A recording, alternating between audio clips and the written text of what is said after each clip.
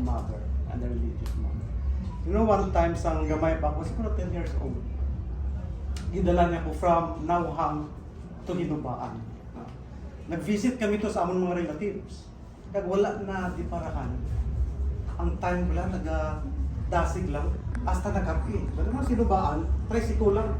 Pagka 8 o'clock, wala na sa lakyan. So naglambot, 8 o'clock, 9 o'clock, 10 o'clock, nung butan kami to. So anong choice? Paano kami kapuli? So ang desisyon, malakat kami from Hinubaan pakadto sa Nauhang. Nga pirte kadulom sang langit na kami lang duwa. Kag ang pinakanadlukan ko gid as a 10 years old, maagi kami sa sementeryo. So naglakad kami. Ako hakos no kay mamang. Kaya medyo gahibi-hibi. Si mamang nakanta lang. Jesus is my captain. So mo.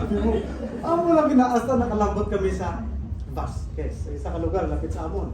Tingala mo kami may gadlalaganay. Ganit kami binunanay na naman. So si mamang kam lang gid no.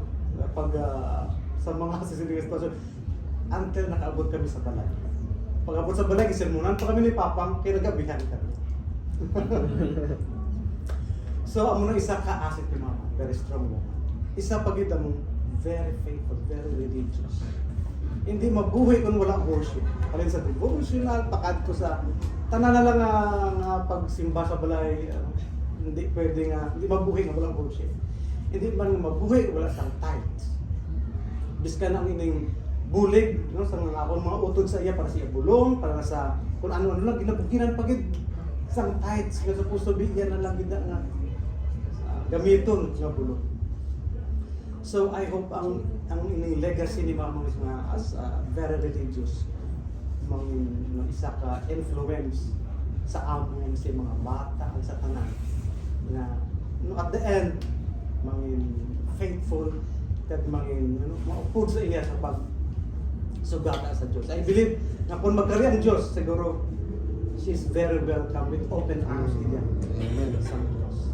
So, ang bulong ang ko sa iya, in behalf of my entire family Albao, I would like to express my wholehearted gratitude sa SIPA for your assistance, for your services, comforting words sa among tanan sa sila darkest times.